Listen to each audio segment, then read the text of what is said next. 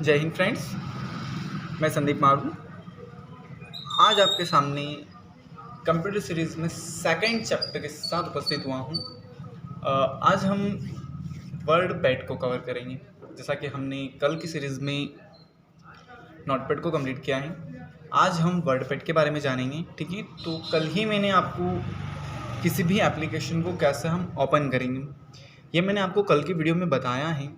देखिए, हर वीडियो में पूरी डिटेल्स देना है ना, वापस दोबारा से वही चीज़ जो हमने पहले कवर की है, तो इसमें टाइम बहुत ज़्यादा हमारे पास वेस्ट हो जाएगा, है ना, हमारे पास से। इसलिए जो वीडियोस हमने मतलब जो टॉपिक्स हमने पिछली वीडियो में कवर किए हैं वो आपको नेक्स्ट वीडियो यानी अगली वीडियो में नहीं बताए जाएंगे। आपको पिछली वीडियो से ही वो टॉपिक कवर करने पड़ेंगे अगर सेम टॉपिक आ रहे हैं तो, है ना, क्योंकि ना आपके पास अधिक समय है ना हमारे पास अधिक समय है ना। तो और आप सभी टाइम की महत्ता को समझते हैं।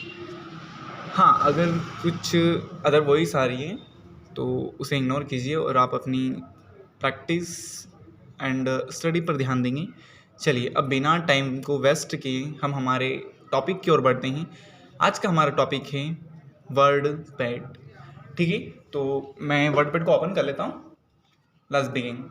चलिए, तो मैं डायरेक्टली रन बॉक्स का इस्तेमाल करूँगा, विंडो के साथ आर प्रेस करूँगा। यहाँ पर मुझे रन बॉक्स दिखाई दे रहा है जहाँ पर मैं वर्ड पैड लिखूँगा एंड इंटर प्रेस करूँगा। इंटर प्रेस करते ही यहाँ पर वर्ड पैड की स्क्रीन दिखाई दे रही है ना, जहाँ पर सबसे ऊपर हमें टाइटल बार दिखाई दे रहा है, जिसकी इन्फॉर्मेशन मैंने कल दे दी थी। कल मैंने इन तीनों कीज़ की इन्फॉर्मेशन नहीं दी थी, जो मैं अभी दे देता हूँ। सबसे पहले यहाँ पर स्क्रीन के राइट में आपको सबसे पहले माइनस की दिखाई दे रहा है ना, बटन जिसे बोलते हैं, माइनस बटन, जिसे हम बोलते हैं मिनिमाइज। मिनिमाइज क्या करता है, ये जो फुल स्क्रीन है इसे यहाँ पर ये टास्क बार में लेकर आता है। ठीक है, ऐसे ये टास्क बार में लेकर आपकी विंडो को आ जाएगा। ठीक है, आप इसे वापस यहाँ से क्लिक करके ओपन कर सकते हैं। सेकेंड ऑप्शन होता है रिस्टोर डाउन एंड मैक्सिमाइज। देखिए, रिस्टोर डाउन का मतलब होता है छोटा एंड मैक्सिमाइज का मतलब होता है बड़ा। ठीक है, तो अगर स्क्रीन बड़ी है तो आप उसे डाउन कर सकते हैं, यानी रिस्टोर डाउन यानी छोटा कर सकते हैं। ठीक है, और अगर स्क्रीन छोटी है तो आप उसे मैक्सिमाइज कर सकते हैं यानी बड़ी कर सकते हैं। अभी क्या है, स्क्रीन हमारे पास बड़ी है तो हम स्क्रीन को क्या करेंगे, छोटी करेंगे, यानी इस पर क्लिक करेंगे तो ये स्क्रीन छोटी हो गई है। मैंने कल आपको बताया था कि आप टाइटल एरिया से स्क्रीन को किधर भी यानी किसी भी साइड मूव कर सकते हैं ना, और कॉर्नर पॉइंट ऑफ पकड़कर आप इसे ऐसे छोटा या बड़ा भी कर सकते हैं। ठीक है, अब स्क्रीन छोटी है तो आप इसे मैक्सिमाइज यानी बड़ी कर सकते हैं। ठीक है, यानी कि ये जो की होता है, ये जो विंडो होती है उसकी साइज़ को कम ज़्यादा करने के लिए उपयोगी होता है। तीसरा होता है क्लोज बटन, जिससे विंडो बंद होती है।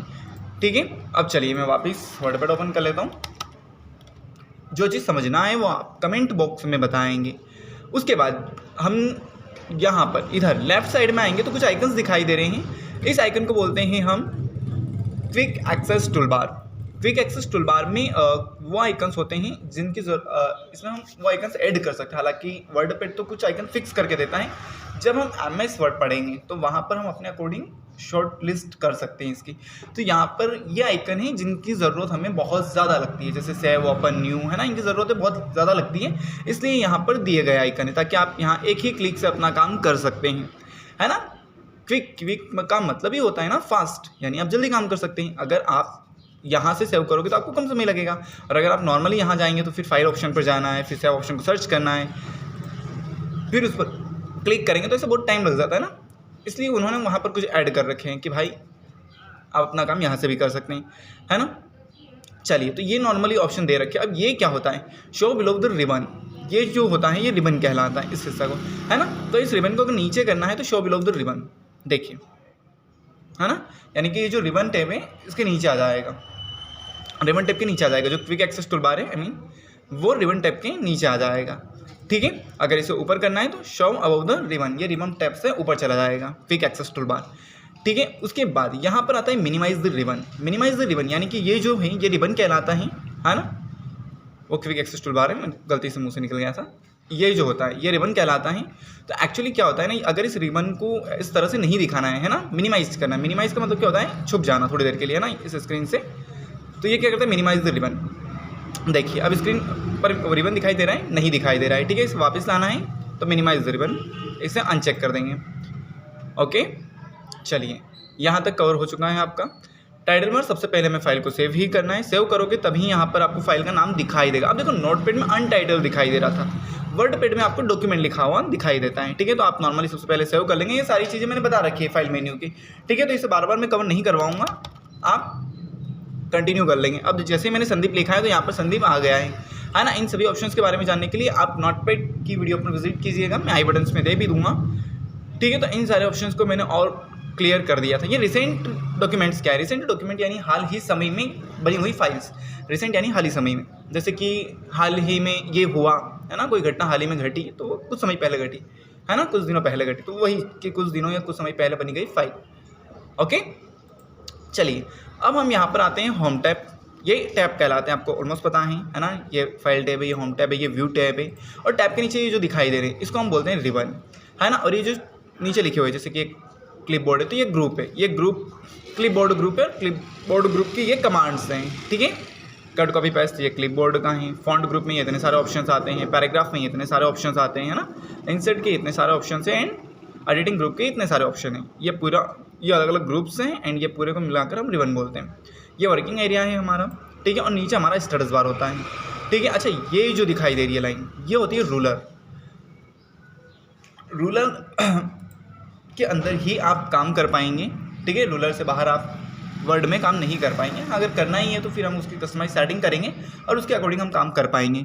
फिलहाल तो मुझे अभी रूलर के अंदर ही काम करना है। चलिए तो मैं काम करना स्टार्ट करता हूँ, इन सभी चीज़ों के बारे में भी समझना स्टार्ट करते हैं। ओके, तो मैंने एक पैराग्राफ लिया है फिलहाल और यहाँ पर पेस्ट कर दिया है ना।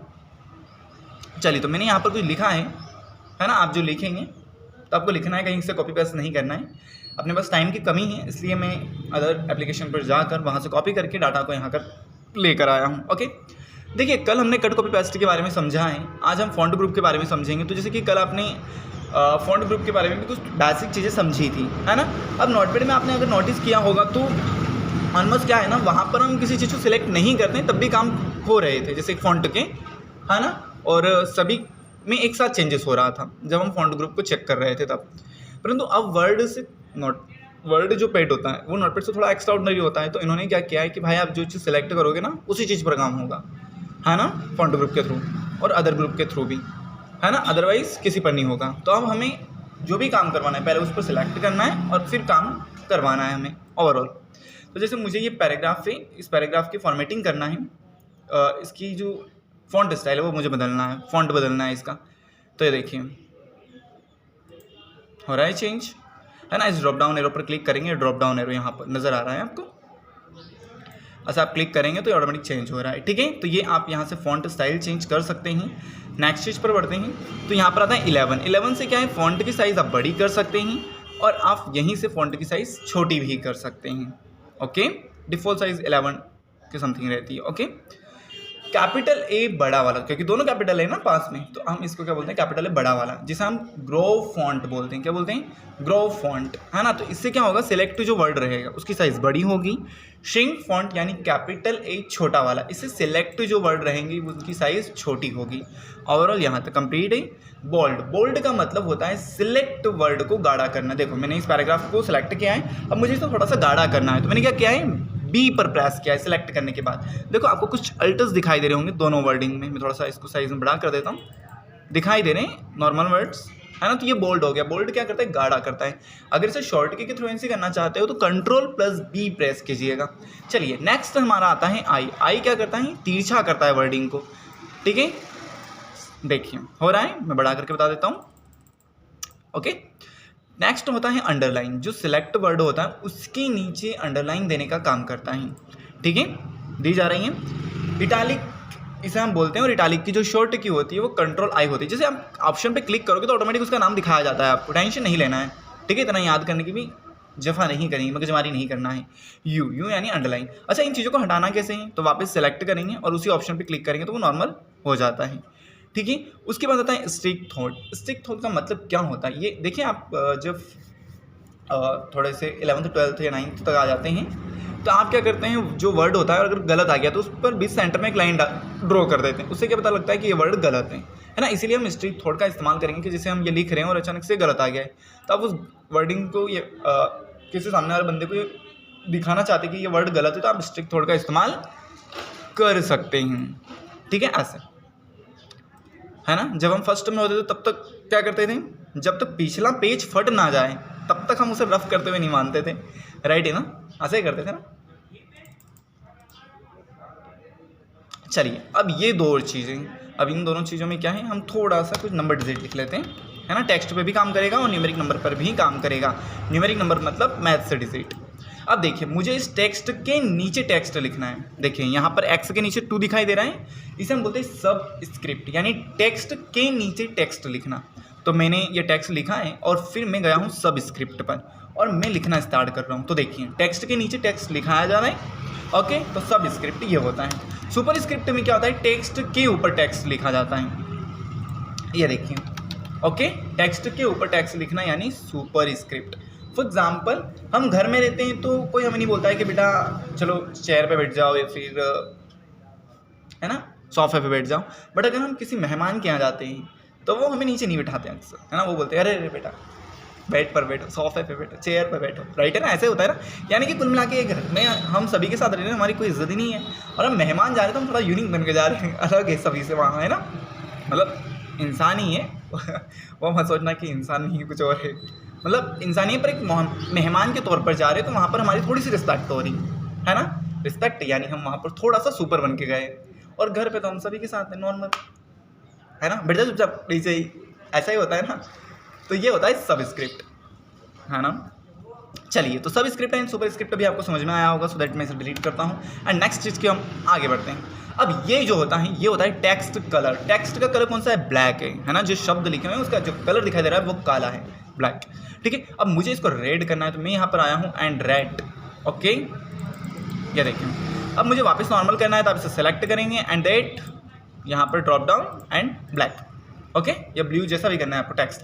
अब देखिए यहाँ पर मुझे जो ये वर्डिंग लिखी, वर्डिंग के पीछे जो कलर दिखाई दे रहा है वो वाइट दिखाई दे रहा है, बट मुझे ये कलर चेंज करना है, मुझे ग्रीन कलर करना है वर्डिंग के पीछे का, यानी टेक्स्ट के पीछे का जो बैकग्राउंड कलर है उसे मुझे ग्रीन करना है। तो मैं यहाँ पर टेक्स्ट हाईलाइटर पर आऊँगा एंड यहाँ पर ग्रीन, ये जो भी कलर देना है वो आप सेलेक्ट कर लेंगे। देखिए टेक्स्ट ब्लैक ही है बट जो बैकग्राउंड वाइट था वो अब ग्रीन में दिखाई दे रहा है, ओके। चलिए तो इसी के साथ हमारा फॉन्ट ग्रुप कंप्लीट हुआ है। अब हम पढ़ेंगे पैराग्राफ ग्रुप की और, सो दैट लास्ट दी। चलिए आगे बढ़ते हैं, और समझ नहीं आए तो आप हमें कमेंट बॉक्स के थ्रू बताएंगे, ओके। चलिए तो ये जो है ये इंडेंट है, कैसे काम करेंगे इंडेंट, आगे बढ़ते हैं। जैसे कि मैंने यहाँ पर लिखा है संदीप, ओके, मैं साइज बड़ी कर देता हूँ, है ना। चलिए ठीक है, अब मुझे संदीप को थोड़ा सा लेफ्ट की ओर ले जाना है ना। तो यहाँ पर ये जो है ये है लेफ्ट इंडेंट, मतलब इंक्रीज इंडेंट, इंक्रीज यानी कि आगे बढ़ाएगा वो, लेफ्ट नहीं इंक्रीज इंडेंट, ठीक है। इंक्रीज यानी आगे बढ़ाएगा, क्लियर है। और ये है डिक्रीज इंडेंट, ये क्या करता है, टेक्स्ट को पीछे ले जाता है, यानी लेफ्ट साइड की ओर ले जाता है, ओके। चलिए उसके बाद यहाँ पर हम पढ़ेंगे बुलेट पॉइंट्स के बारे में। अब जैसे कि मैं यहाँ पर नाम लिख रहा हूँ रानू या रानू, रामू, है ना, चंदू, है ना, झंडू, है ना। तो मैंने कुछ नाम लिखे, बट मैं चाहता हूँ कि जैसे ही मैं नाम लिखूँ तो ऑटोमेटिक इन नाम्स के आगे बुलेट पॉइंट से नंबर आने चाहिए। तो ऐसा कैसे होगा, सो दैट चलिए तो मैं यहाँ पर बुलेट पॉइंट्स के इस ड्रॉप डाउन एरो पर क्लिक करूँगा। यहाँ पर दिखाई दे रहा है लिस्ट है बुलेट, है ना, स्टार्ट है बुलेट। कोई सा भी मुझे अगर नंबर देना है तो मैं नंबर का चयन करूँगा, बुलेट देना है तो बुलेट का, अल्फ़ाबेट या फिर रोमन जो भी देना है मुझे, मैं उसका चयन कर लूँगा। मुझे बुलेट पॉइंट्स देना है तो मैंने बुलेट पॉइंट्स का सिलेक्शन किया है, ओके। मैं लिखना स्टार्ट करूँगा, रानू, झंडू, डमरू, ओके। अगर आप इसे काउंटिंग में चेंज करना चाहते हैं तो आप यहाँ पर बुलेट ऑप्शन पर जाएंगे and counting, okay, alphabet, Roman counting, हो रहा है चेंजेस, आप यहाँ तक समझ गए होंगे। नेक्स्ट मैं इसे डिलीट करता हूँ, नेक्स्ट मैं यहाँ पर आ गया हूँ। अब जो ये पैराग्राफ है या फिर नीचे आता हूँ मैं कुछ लिखता हूँ अदर, है ना, जैसे कि मैं लिख रहा हूँ माय नेम इज़ संदीप।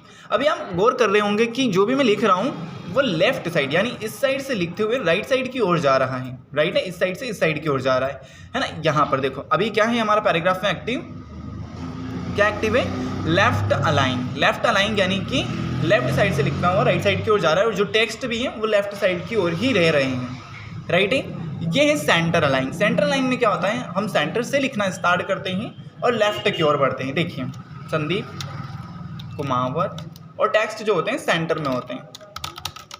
और समझ में आ गया आपको?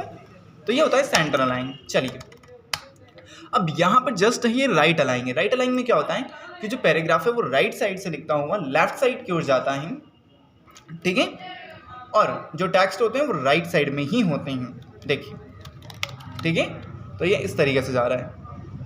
तो यहाँ तक समझ में आ गया है। और जो टेक्स्ट भी होते हैं वो ऐसे ही, बट हमें लेफ्ट में ही रखना है। और ठीक है, हमें लेफ्ट में ही रखना है इसे। हम इसे लाइन को सिलेक्ट करेंगे एंड लेफ्ट। ओके, अब ये जो है ये है जस्टिफाई। जस्टिफाई का मतलब क्या होता है देखिए मैं बता देता हूँ, एक सेकेंड, 1 सेकेंड।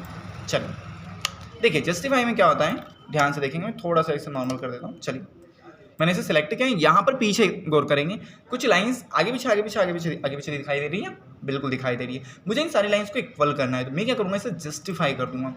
अब सारी लाइन इक्वल दिखाई दे रही है, ठीक है। तो ये होता है जस्टिफाई का काम। जस्टिफाई क्या करता है, सारी लाइनों को इक्वल कर देता है। ओवरऑल क्लियर है? चलिए नेक्स्ट, अब यहाँ पर पैराग्राफ है ना। पैराग्राफ से पहले मैं यहाँ पर लाइन स्पेसिंग बता देता हूँ, उसके बाद पैराग्राफ पर आते हैं। तो ये देखो, लाइनों के बीच अगर डिस्टेंस कम ज़्यादा करनी है तो हम लाइन स्पेसिंग का काम करेंगे, इस्तेमाल करेंगे, काम नहीं, ठीक है। तो ये देखो लाइन स्पेसिंग कम ज़्यादा हो रही है, कम करना है तो आप कम करेंगे।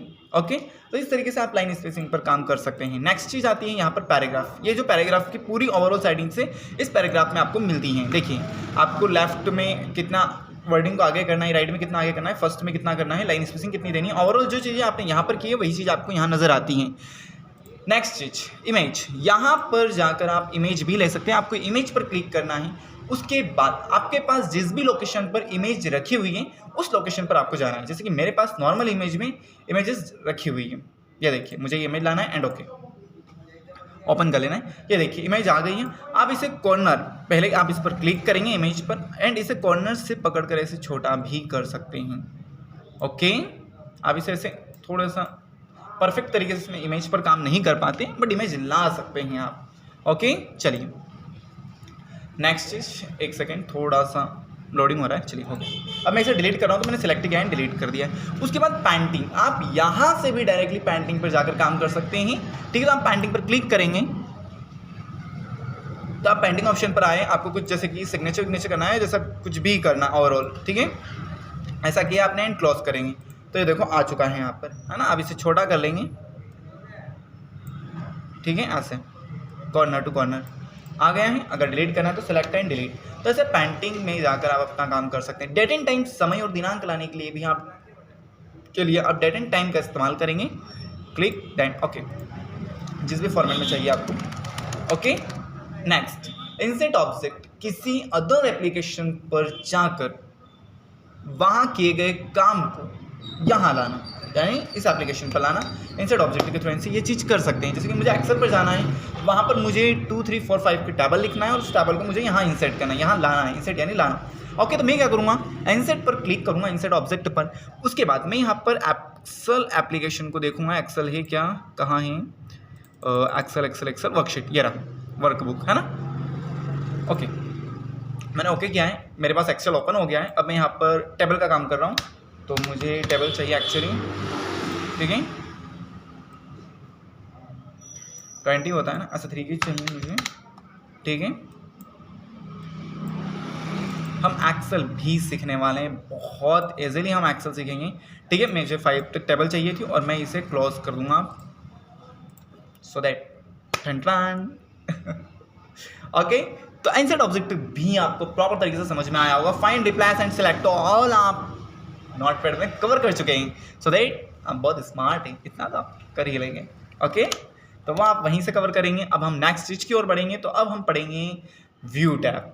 व्यू टैब में जूम इन, जूम आउट, 100, ये तीनों चीज़ें आप कवर कर चुके हैं। अब हम रूलर के बारे में जानेंगे कि रूलर का काम क्या होता है। देखिए, रूलर अगर हटाना है तो आप रूलर को ऐसे यहाँ पर क्लिक करके हटा सकते हैं, और लाना है तो यहाँ से ला सकते हैं। स्टेटस बार नीचे होता है जो पेज की इन्फॉर्मेशन देता है, कितना जूम जूम आउट है ना। सभी विंडो का अलग अलग स्टेटस बार होता है, ठीक है। यहाँ पर आप इसे ऑफ भी कर सकते हैं। अब यहाँ पर आते हैं वर्ड रैप। देखिए मैं यहाँ पर कुछ लाइन्स लिख रहा हूँ, जी हाँ, कुछ लाइन्स। देखिए मैंने कॉपी किया एंड दैट पेस्ट, चलिए मैंने यहाँ पर कुछ लाइन्स लिखी है, तो ये इसी रूलर के अंदर लिख रहे हैं, ओके। बट मुझे रूलर के अकॉर्डिंग नहीं लिखना है, मुझे क्या करना है, मैंने रूलर पे क्लिक किया है, अभी रूलर क्या ऑप्शन है यहाँ पर रैप टू रूलर, यानी कि रूलर के अकॉर्डिंग जितना भी रूलर है उसके अकॉर्डिंग हम लिख पाएंगे। यहाँ पर मुझे विंडो के अकॉर्डिंग लिखना है, विंडो देखिए, विंडो यहाँ से यहाँ तक, यहाँ से यहाँ तक, ओके। तो ये विंडो के अकॉर्डिंग लिख रहा है। जैसे आप यहाँ पर लिखोगे कुछ और भी, तो देखो है ना, जैसे कि मैं यहाँ पर लिख रहा हूँ, तो ये देखो नीचे लाइन आ रही है, ओके। तो ये विंडो टू विंडो लिख पाता है। नेक्स्ट जो ऑप्शन होता है वो होता है नो रैप, कोई रोक टोक नहीं है, कंटिन्यू जहाँ जाना है वहाँ जाइए भाई साहब, जाइए जाइए जाइए, देखिए है ना, वर्ड रैप समझ में आ रहा है, नोटपैड पढ़ा कर आया हूँ भाई साहब मैं आपको, ओके। तो ओवरऑल आपको ये तीनों ऑप्शन समझ में आए होंगे। आपको नॉर्मली रैप टू रूलर रखना है। और अब हम थोड़ा सा इस पेज के बारे में समझते हैं, इस रूलर के बारे में समझते हैं, सो दैट क्या होता है। देखिए रूलर के जो आइट साइड आपको जो जगह दिख रही है, जो स्पेस दिखाई दे रही है, जिस स्पेस के आइट साइड हम नहीं लिख पा रहे हैं, जिस स्पेस में हम नहीं लिख पा रहे हैं, वो एक्चुअली मार्जिन कहलाती है। और मार्जिन के बारे में मैं आपको नोटपैड के बारे में बताकर आया हूँ। तो मार्जिन के बारे में मैं आपको नोटपैड के बारे में, नोटपैड जब पढ़ा था तब मैंने प्रॉपर तरीके से एक्सप्लेन किया है, ठीक है। अब चलिए इस रूलर में जो ये यहाँ पर ये जो दिखाई दे रहा है ऑप्शन, ये क्या है ज़रा इसके बारे में समझते हैं। इसी के लिए मैं एक इसी का कॉपी पेस्ट कर लेता हूँ, चलिए है ना, और मैं 3-4 पैराग्राफ्स बना देता हूँ फटाफट, ताकि आपको मैं इसके बारे में समझा सकता हूँ, ठीक है। तो मार्जिन तो आपको समझ में आ गई है, हाँ, परंतु आप इसे कम ज़्यादा भी कर सकते हैं। देखिए ऐसे नीचे से ड्रैग करेंगे तो आप इसे अपने अकॉर्डिंग सेटअप कर सकते हैं, ठीक है।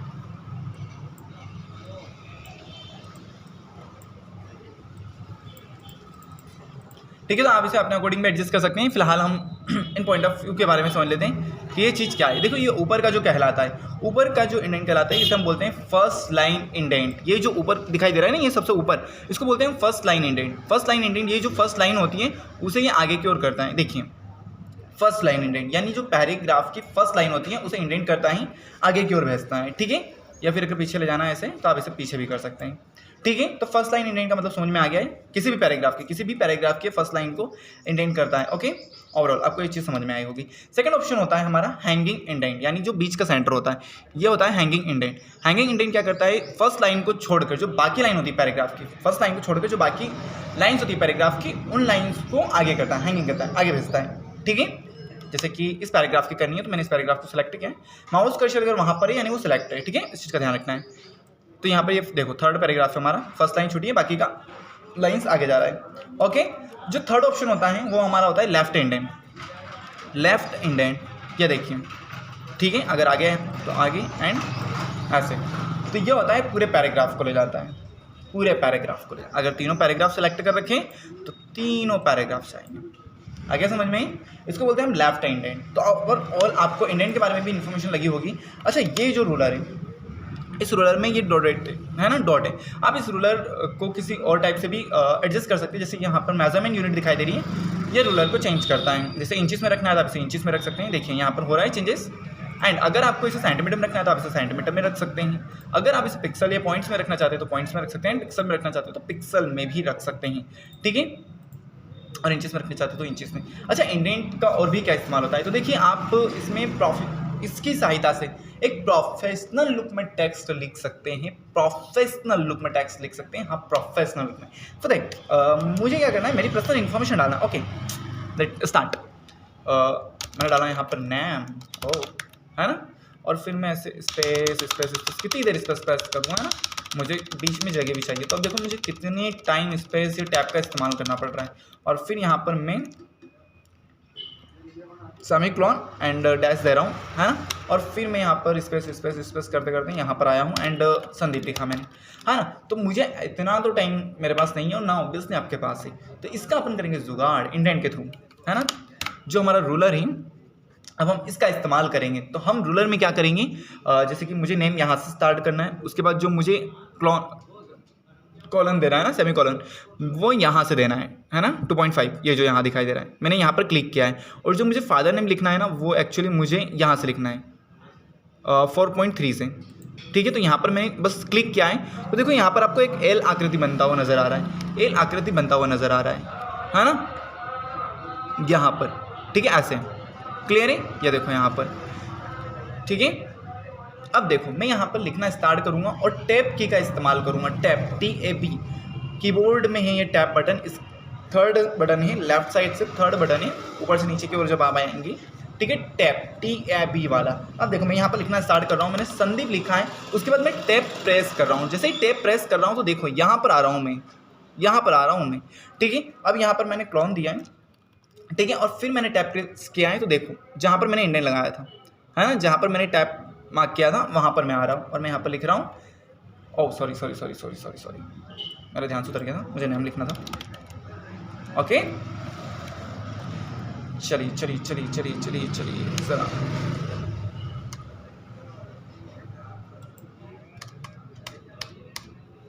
और यहाँ पर मैं क्या कर लूँगा, क्लोन कर लूँगा, ठीक है। एंड क्लोन के बाद मैं यहाँ पर मेरा नाम लिख दूँगा, ठीक है। अब यहाँ पर मुझे फादर का नाम लिखना है वही, तो देखिए मैं कितनी स्पीड से अपना काम कर पा रहा हूँ, ठीक है, और बिल्कुल प्रोफेशनल लुक में काम कर पा रहा हूँ, ठीक है। सिर्फ टैब का इस्तेमाल कर रहा हूँ मैं, ठीक है, और टैब से ही प्रॉपर टू प्रॉपर कन्वे में पूरी चीज़ें आ रही हैं, ठीक है।